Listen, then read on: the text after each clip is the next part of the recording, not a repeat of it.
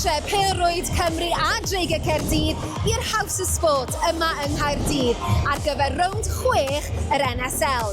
Leeds Rhinos yw'r gwrthwynebwyr heno ac mi fydd y tîm cartre yn gobeithio dathlu penwythnos y Pasg gyda buddugoliaeth gyntaf y tymor yma. Mae wedi bod yn dymor rhwystredig iawn i'r Dreigiau hyd yn hyn. 4 colled o'r bron i dîm Rhein o Bloxham. Ond yn dilyn perfformiad calonogol yn erbyn y Loughborough Lightning yn rownd 5, mae yna obeithion mawr y bydd look y Dreigiau yn newid heno. A hynny yn erbyn tîm sydd yn edrych am eu buddugoliaeth gyntaf nhw ers rownd agoriadol y gynghrair. Pamela, you're here commentating for Sky Sports this evening. What can you tell us about the match this evening? Well, I think it's going to be close and a feisty one. Leeds Rhinos haven't won a game since the first round. Cardiff Dragons are looking for that first win. So both teams coming off the back of, yes, they lost to Lightning and Manchester Thunder, 2 in the top of the league. It was so close from both sides. So I think they were both on a high. They're both feeling good, starting to find their straps. So I think tonight's going to be a really good game. And you know exactly how the girls are feeling ahead of the game. How much does a home crowd contribute to their performance? Massively. It's the 8th player, right? So the fact that you've got the home crowd cheering you on through the ups and downs, but always having your back. Oh, you just want to play for them, don't you? And so, yeah, to be at home, especially in this game tonight, I think Cardiff are going to really rise to the occasion because of it. Felly, roedd torf gartref yr House of Sport yn gobeithio dathlu buddugoliaeth amserol iawn i'r Dreigiau. Ac fe welon nhw'r dechrau perffaith wrth i'r seithwraig George Rowe sicrhau pwynt penta'r gêm.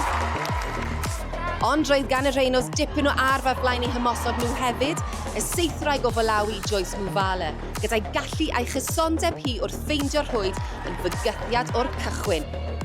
14 pwynt i Mwfale yn y chwarter cyntaf a'r Rhinos ar y blaen.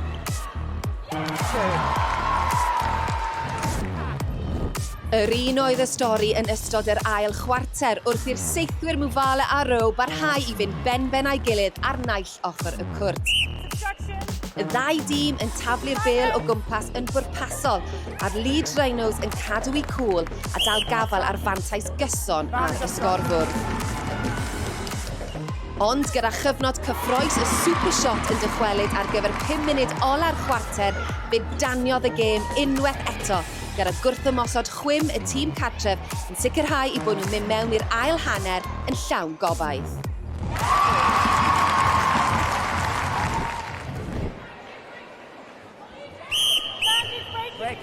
Felly 9 pwynt yw'r fantais hyd yn hyn ac mae diffyg disgyblaeth y Dreigiau yn dechrau dod i'r amlwg. Y chwiban yn cael ei chwythu, El McDonald yn cael ei chosbi fanna. Camgymeriadau bach ar hyn o bryd sydd yn caniatáu i'r Rhinos ymestyn i mantais. Saib tactegol i dîm y Dreigiau. Chelsea Beard wedi ymuno ar chwarae yn y safle ymosod ac ar ei cyfle cyntaf. Mae'n rhwydo. Mae hi mor hyderus o flaen y gôl yna. Chuane, Beard. O chwarae pert rhwng Daic a Beard yn fanna. Ac mae'n sgorio unwaith eto. Mewn â ni i'r chwarter ola a gyda'r Dreigiau dal ar ei holi roedd angen taflu popeth at y Rhinos a dyna'n union be nath y tîm cartref. Gwrthymosod arbennig unwaith eto. A Chelsea Beard yn cael bwlch yn ôl lawr i 7 pwynt. Gyda'r pwysau a'r cyffro roedd amser yn rhedeg allan a'r Dreigiau gwyth ar meddiant a'r momentum yn methu sgorio ar eiliadau tyngedfennol ar ddiwedd y gêm. Yn anffodus, fe wnaeth y Cymru adael gormod o waith i'w hunain yn y chwarter olaf yna a'r Rhinos yn gallu chwarae'r cloc ar ddiwedd y gêm gan sicrhau i hael fuddugoliaeth nhw o'r tymor. I'r Dreigiau gwyth ar y ddewyd ar y degau heno, mae'r aros am fuddugoliaeth gyntaf y tymor yn parhau. Y sgôr terfynol yng Nghaerdydd, Dreigiau Nexus Caerdydd 52, Leeds Rhinos 63. Congratulations, player of the match, but I know you're disappointed with the score this evening.